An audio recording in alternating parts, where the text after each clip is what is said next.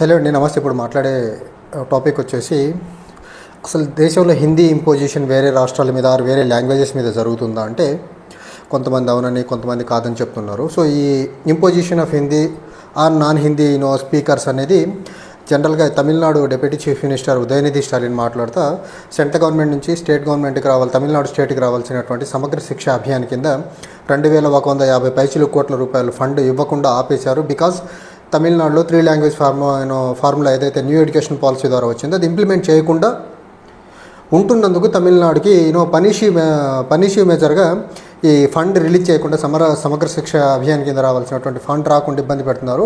So హిందీని implement చేయగలిగి 3 language ఫార్ములాని ఇంప్లిమెంట్ చేయగలిగితేనే వస్తుందని చెప్పే ప్రయత్నం చేస్తారు. జనరల్గా మనం చూసుకున్నట్లయితే 3 లాంగ్వేజ్ ఫార్ములాలో native language and rest of the 2 any other languages అని చెప్పే ప్రయత్నం చేశారు.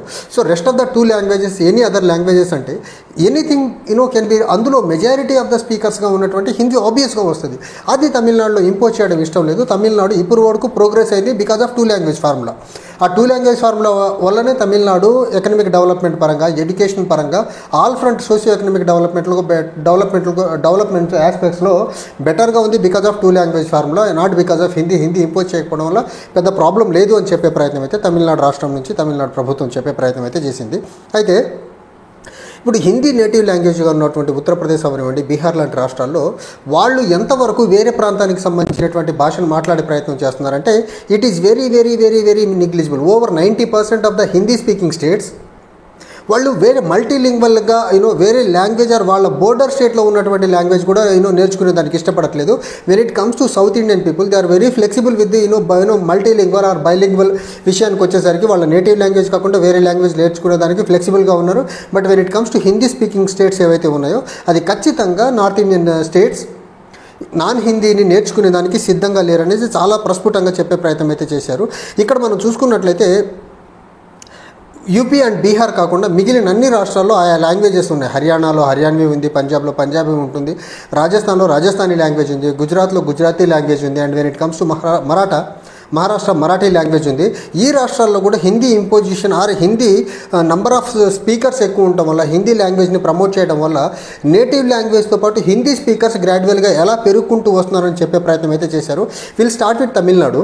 సో తమిళనాడులో జనరల్గా నాన్ హిందీ యాజిటేషన్ చాలా బలంగా జరుగుతుంది కాబట్టి ఇక్కడ హిందీ స్పీకర్స్ అనేవాళ్ళు తమిళనాడులో జస్ట్ 1991లో 0.5% ఉండేవాళ్ళు. అది 2011కి వచ్చేసరికి 1.3%గా పెరిగే ప్రయత్నం చేశారు. And when it comes to other South Indian state Karnataka 1991లో 8% హిందీ స్పీకర్ 8.5% హిందీ స్పీకర్స్ ఉన్నారు. ఈ రోజు కూడా 8.5% 2011 సెన్సస్ ప్రకారం కూడా 8.5% హిందీ స్పీకర్స్ ఉన్నారు కర్ణాటకలో. And when it comes to Gujarat మనం చూసుకుంటే గుజరాత్ వాళ్ళకి యాక్చువల్గా గుజరాత్ ఇదే మదర్ టంగ్, కానీ గుజరాత్లో హిందీ స్పీకర్స్ 1991కి వచ్చేసరికి 26.6% ఉండేవాళ్ళు. And when it comes to 2011 it was around 39%. అంటే డ్రాస్టిక్ ఆల్మోస్ట్ 18% గుజరాత్లో హిందీ స్పీకర్స్ నెంబర్ పెరిగారు స్పాన్ ఆఫ్ 20 ఇయర్స్లో. ఇంకా 2021 సెన్సస్ జరగలేదు. It would have gone around somewhere around 45% ఉంటుంది. 21 సెన్సస్ కానీ జరిగి ఉంటాయి. 2021కి వచ్చేసరికి 91 నుంచి 21.6% నుంచి 39% గుజరాత్లో పెరిగారు. అండ్ మహారాష్ట్రలో వచ్చేసరికి 37.5% 1991లో ఉండింది. అదే 2011 సెన్సస్కి వచ్చేసరికి 43.5% of the Maharashtrians are speaking Hindi. So ఇక్కడ చూడండి ఎంత పర్సంటేజ్ పెరుగుకుంటూ వెళ్తుందో. నాన్ హిందీ స్టేట్స్ ఇవి మనం గుజరాత్ చూసుకున్నా కానీ, లేకపోతే మహారాష్ట్ర చూసుకున్నా, తమిళనాడు చూసుకున్నా, కర్ణాటక చూసుకున్నా, ఇవన్నీ నాన్ హిందీ స్పీకింగ్ స్టేట్సే. నాన్ హిందీ స్పీకింగ్ స్టేట్స్లో హిందీ ప్రపోర్షనల్గా మాట్లాడే వాళ్ళు పెరుగుతున్నారు. కానీ నార్త్ ఇండియన్ స్టేట్స్లో అదర్ దాన్ హిందీ వేరే లాంగ్వేజ్ నేర్చుకునే దానికి జనాలు సిద్ధంగా లేరనే దానికి ఎగ్జాంపుల్ ఇక్కడ మనం చూసుకున్నట్లయితే హిందీ ప్రిడామినెంట్గా ఉన్నటువంటి ఉత్తరప్రదేశ్లో 1991లో హిందీ స్పీకర్స్ వచ్చేసి 92% ఉండేవాళ్ళు మదర్ టంగ్గా. అండ్ 2011కి వచ్చేసరికి 95.2%, అంటే ఆల్మోస్ట్ 3% పెరిగిపోయారు అక్కడ. సేమ్ ద కేస్ విత్ రాజస్థాన్లో 1991కి వచ్చేసరికి 93% of the Rajasthani are speaking Hindi. And 2011కి వచ్చేసరికి 94%కి పెరిగింది. కానీ ఇదే మనము ఇంగ్లీష్ లాంగ్వేజ్ విషయానికి చూసేసరికి అంతకుముందు 11-12% మాట్లాడగలిగే వాళ్ళు ఇప్పుడు 8%కి పడిపోయారు నార్త్ ఇండియన్ స్టేట్స్లో. అదే హిందీ డామినెంట్గా మాట్లాడేటువంటి రాష్ట్రాల్లో. అంటే హిందీని ప్రమోట్ చేసుకుంటూ వెళ్తున్నారు, వేరే లాంగ్వేజెస్ని తొక్కి పెడుతున్నారు అనండి, లేకపోతే నేర్చుకునేదానికి ఫ్లెక్సిబిలిటీ అవకాశాలు కల్పించట్లేదు అనే దానికి ఇంతకంటే బెస్ట్ ఎగ్జాంపుల్ ఇంకేమైనా ఉందా?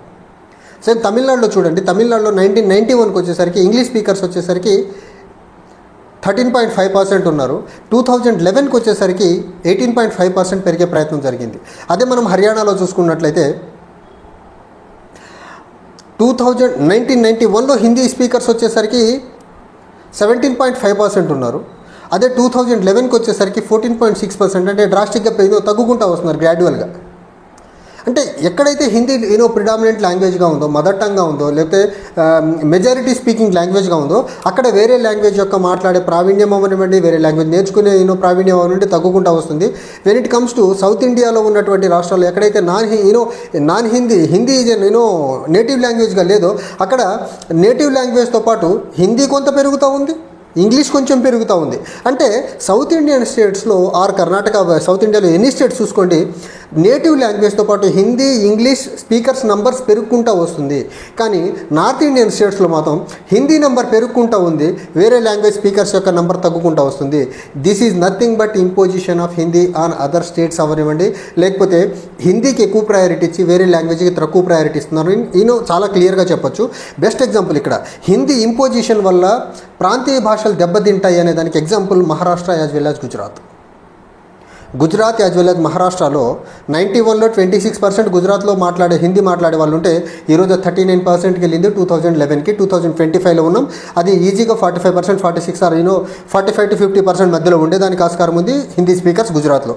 సేమ్ ద కేస్ విత్ మహారాష్ట్రలో 91లో 37% ఉన్నటువంటి హిందీ స్పీకర్స్ 2011కి వచ్చేసరికి 43% పెరుగుతుంది. సో ఈ రకంగా హిందీ మాట్లాడే వాళ్ళ నంబర్ పెరుగుకుంటూ వెళ్తుంది. కాబట్టి ఖచ్చితంగా రాబోయే రోజుల్లో ప్రాంతీయ భాషలకి ఒక ముప్పు ఉంది అని ఏదైతే తమిళనాడు ముఖ్యమంత్రి క్లియర్గా చెప్పే ప్రయత్నం చేశారో తన ట్వీట్ ద్వారా, అది దానికి ఎగ్జాంపుల్ గుజరాత్ అండ్ మహారాష్ట్ర లాంటి రాష్ట్రాల్లో. అండ్ వేరే భాషని వీళ్ళు ఎంకరేజ్ చేయట్లేదు, నేర్చుకునేదానికి సిద్ధపడట్లేదు అనే దానికి best example Hindi speakers north ఇండియాలో ఎలా తగ్గుకుంటూ ఇంగ్లీష్ స్పీకర్స్ నార్త్ ఇండియాలో ఎలా తగ్గుకుంటూ వస్తున్నారు అనే దానికి ఎగ్జాంపుల్. ఇప్పుడు 3 లాంగ్వేజ్ ఫార్ములా ఉంది. ఎనీ లాంగ్వేజెస్ అన్నారు కదా, నార్త్ ఇండియన్ స్టేట్స్లో ఇప్పుడు హిందీ కాకుండా సాంస్క్రిట్ని ప్రమోట్ చేసే ప్రయత్నం చేస్తున్నారు. సాంస్క్రిట్ కాకుండా థర్డ్ లాంగ్వేజ్గా ఇంగ్లీష్ని ప్రమోట్ చేసే ప్రయత్నం చేస్తున్నారు. Why don't North Indian states South India నుంచి ఒక లాంగ్వేజ్ని ప్రమోట్ చేసే ప్రయత్నం చేయలేకపోతున్నారు వీళ్ళు? సాంస్క్రిట్ ప్లస్ సౌత్ ఇండియన్ లాంగ్వేజ్ని ప్రమోట్ చేయొచ్చు కదా. సరే సాంస్క్రిట్ మీకు ఇష్టం ఉంది, ప్రమోట్ చేస్తున్నారు అనుకుందాము. సాంస్క్రిట్ని ప్రమోట్ చేస్తున్నప్పుడు ఇంగ్లీష్ని ఆపేసి సౌత్ ఇండియన్ లాంగ్వేజ్ని ప్రమోట్ చేయొచ్చు కదా. అలా చేయరు వీళ్ళు. సౌత్ ఇండియన్ లాంగ్వేజ్ నేర్చుకునేదానికి నార్త్ ఇండియన్ ఇష్టపడరు. నేను పర్సనల్గా ఎక్స్పీరియన్స్ చేశాను కాబట్టి చెప్తున్నాను ఇది. ఫర్ దట్ మ్యాటర్ మహారాష్ట్ర వాళ్ళు, గుజరాత్ వాళ్ళు కూడా హిందీ ఏదో వాళ్ళ మదర్ టంగ్లో ఫీల్ అయ్యి మాట్లాడుతున్నారు. వాళ్ళ భాషను వాళ్ళు చంపుకుంటున్నారంటే వాళ్ళకి అర్థం కావట్లేదు. సో ఇది నథింగ్ బట్ చాలా క్లియర్ అండ్ చాలా కేటగారికల్గా ఒక పాలసీని అడ్డం పెట్టుకొని, న్యూ ఎడ్యుకేషన్ పాలసీలో వచ్చినటువంటి 3 లాంగ్వేజ్ ఫార్ములాని అడ్డం పెట్టుకొని హిందీని ప్రమోట్ చేసే ప్రయత్నం జరుగుతుంది అనేదానికి స్టాట్సే బెస్ట్ ఎగ్జాంపుల్. హిందీ ఇంపోజిషన్ లేదు అండ్ 3 లాంగ్వేజ్ ఫార్ములాలో ఎక్కడ హిందీ అనేది లేదు కదా అంటే హిందీ అనేది ఎక్కడా లేదు. హిందీ ఎక్కడా లేదు, కానీ 3 లాంగ్వేజ్ లేదో ఎందుకు స్పెసిఫిక్ చేయరు మీరు? నేటివ్ లాంగ్వేజ్ కాకుండా మిగిలిన 2 లాంగ్వేజ్ లేదో చెప్పొచ్చు కదా. అలా వేగ్గా పెట్టేయడం వల్ల ఆ 2 మిగిలిన నేటివ్ లాంగ్వేజ్ కాకుండా మిగిలిన 2 లాంగ్వేజ్లు ఏంటి? సంస్కృతం ఒకటి ఉంటుంది, ఇంగ్లీష్ ఉంటుంది. ఇంగ్లీష్ కాని పక్షంలో హిందీ ఉండాలి. సౌత్ ఇండియాలో నేటివ్ లాంగ్వేజ్ కాకుండా హిందీ, ఇంగ్లీష్ ఉండాలి. నార్త్ ఇండియాలో మాత్రం నార్త్ ఇండియన్ హిందీతో పాటు సంస్కృతం, ఇంగ్లీష్ ఉండాలి.